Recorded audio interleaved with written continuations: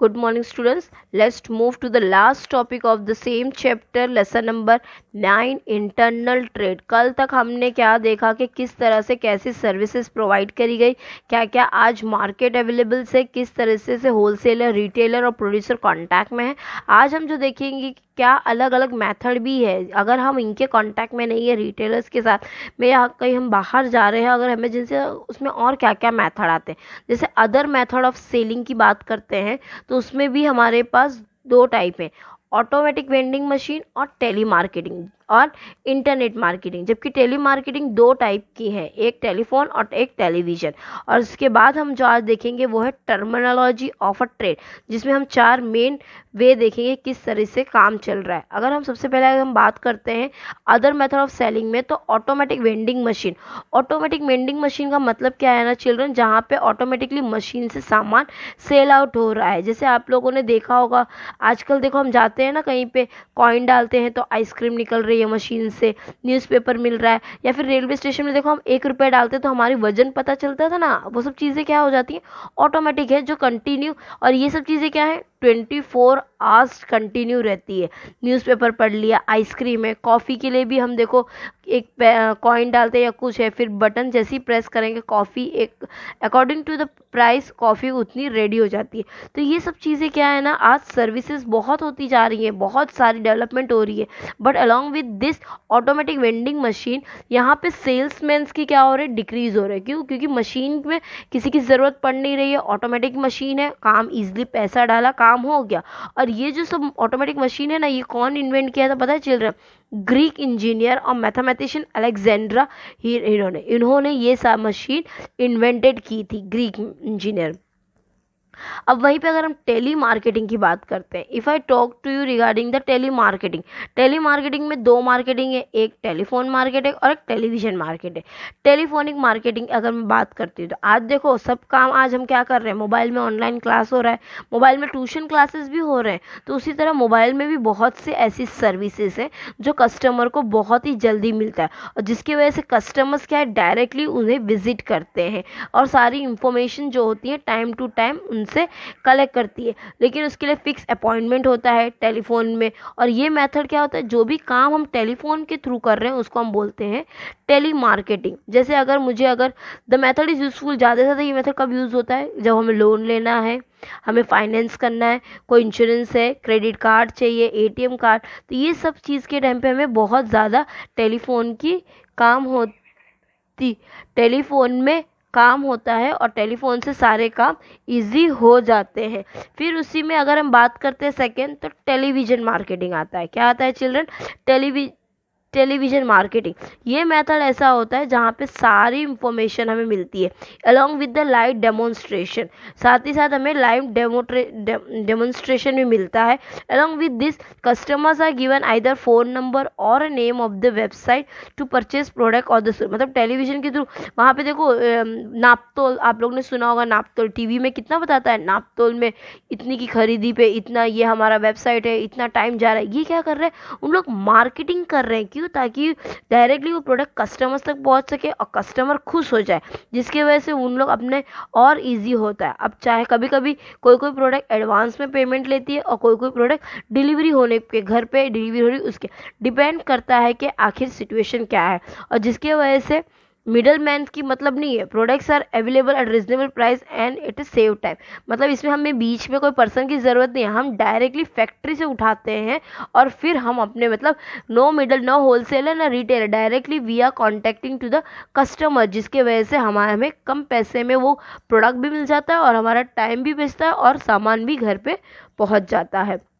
इसके बाद आता है चिल्ड्रन थर्ड जो मेथड है वो है इंटरनेट मार्केटिंग।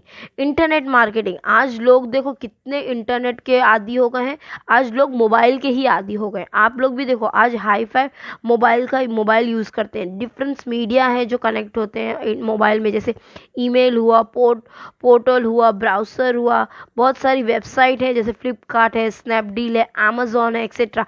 इससे क्या है, कस्टमर आज क्या करते हैं, कंपेयर करते हैं product of the competitor, advertisement देखते हैं, सेलेक्ट करते हैं product of their own, select करते हैं खुद का प्रोडक्ट और फिर प्लेस करते हैं ऑर्डर थ्रू इंटरनेट और and make the payment. Sometime payments क्या होती है, मे बी कैश होती है या फिर ऑनलाइन होता है या फिर कैश ऑन डिलीवरी भी होता है। और कस्टमर क्या करते हैं इस मॉडर्न टाइम में, ये सब चीज़ों का ज़्यादा से ज़्यादा यूज़ करते हैं क्योंकि ये डायरेक्टली क्या होता है उनको फैक्ट्री से मिल रहा है, उसमें ना तो कोई शोरूम का एक्सपेंस है ना कोई मिडल मैन का, कोई नहीं है। और साथ ही साथ हम डायरेक्टली फैक्ट्री से सामान उठा रहे हैं ना, तो हमें चीप प्राइस में भी मिल जाता है, जिसके वजह से हमारा काम ईजी हो जाता है और सेल्स हमें कहीं इधर उधर भटकने की भी ज़रूरत नहीं पड़ती। तो this was regarding the internet marketing. Now if I talk to you the terminology of the trade, terminology of the trade में 4 चीज़ें, कैश ऑन डिलीवरी, बहुत से पेमेंट क्या होते हैं कैश ऑन डिलीवरी, बहुत से प्रोड्यूसर होते हैं जो कैश ऑन डिलीवरी करते हैं when good are deliver to the customer, जब गुड डिलीवर्स हो जाता है कस्टमर को तब कस्टमर पे करता है, तो उसे हम बोलते हैं cash on delivery. Free on board, the exporter bear the expense till the good reaches to the importer, port is called the free on board। जब तक एक्सपोर्टर जो एक्सपोर्ट होता है वो टेंशन में रहेगा, क्यों, जब तक उसका सामान नहीं पहुंच जाता कस्टमर के पास तब तक उसे वो चीज का टेंशन रहता है, तो उसे हम बोलते हैं फ्री ऑन बोर्ड। फिर आता है cost, insurance and the freight. बहुत सी चीज़ों में आज देखो cost of good, insurance, freight है, बहुत सी चीज़ें होती है। व्हेन इनवॉइस इंक्लूड, कोई कोई चीज़ में इनवॉइस नंबर दिया रहता है तो उससे हम बोलते हैं cost, insurance and the freight. और वहीं पे अगर कुछ चीज़ें ऐसी होती हैं जहाँ पे error and omission expected, generally कब एक्सपेक्टेड होता है, जब mention in invoice which mean any accounting और calculating mistake are except to the insure of the receipt. अगर कोई भी काउंटिंग या कैलकुलेटिंग में अगर मिस्टेक हुआ है तो तुरंत उसी टाइम पे हम एक्शन लेते हैं। जो भी रिसिप्ट है, सामने वाला अगर कुछ ले रहा है तो कॉस्ट, इंश्योरेंस, फ्राइट क्या था, सेम जैसे कि हमने बात की थी, कोई भी इनवॉइस मतलब जिसमें हम सारा कितना कॉस्ट है, कितना वेट है, कितना उसका इंश्योरेंस लगा, जीएसटी, वो सब डिटेल देते हैं। और वहीं पे जब वो कैलकुलेशन होता है उसके बाद अगर वहाँ पे कुछ मिस्टेक होती है तो हम ऑटोमेटिकली उस चीज़ के बारे में कैलकुलेट करके जो भी इंक्वायरीज है हम कर सकते हैं और जो भी इश्यूअर है, मिस्टेकर्स है, उसको हम क्लियर कर सकते हैं। तो this was the chapter regarding the internal trade, किस तरह से हम मार्केट में ट्रेडिंग करते हैं, किस तरह से हम आगे बढ़ते हैं और किस तरह से हमें मार्केट में रहना है, अलग अलग वे से अलग अलग चीज़ों को हमें किस तरह से हैंडल करनी चाहिए। और इवन न्यू टेक्नोलॉजी को हमें एक्सेप्ट करना चाहिए क्योंकि आज न्यू टेक्नोलॉजी की वजह से बहुत कुछ न्यू डेवलप्ड होता जा रहा है। क्लियर हुआ चिल्ड्रन? आई होप कि आपको आज का भी सेक्शन क्लियरली समझ में आया होगा। मैं ज़्यादा ब्रीफ में आपको एक्स्ट्रा एग्जांपल देके कंफ्यूज नहीं कर रही हूँ। मोस्टली जो रिसेंटली हो रहा है ना चिल्ड्रन, मैं वही चीज़ आपको एक्सप्लेन कर रही हूँ क्योंकि वही चीज़ आप लोग आज प्रैक्टिकली वो चीज़ देख रहे हो तो आपको वो चीज़ के बारे में हमेशा माइंड में फोकस रहेगा, जिसके वजह से आप अपने ओन वर्ड्स में आंसर लिख सकते हो, जिसकी वजह से आपको मगअप करने की ज़रूरत नहीं है और कन्फ्यूजन भी नहीं रहेगा। और आप खुद आपके आंसर लिखते समय आप अपना खुद कोई एग्जाम्पल प्रिटेंड कर सकते हो, जिससे आपको पॉइंट्स मिल सकते हैं, मार्क्स मिल सकते हैं और आप खुद भी उस चीज़ से क्लेरिफाई कर लोगे कि yes I know this thing very clearly. So I hope, and now we will do the next chapter, that is international trade, जो कि हम next class में करेंगे। Okay children, and again I request please refer full chapter once again with your textbooks so that you can clear your doubt more clearly. Okay children, thank you.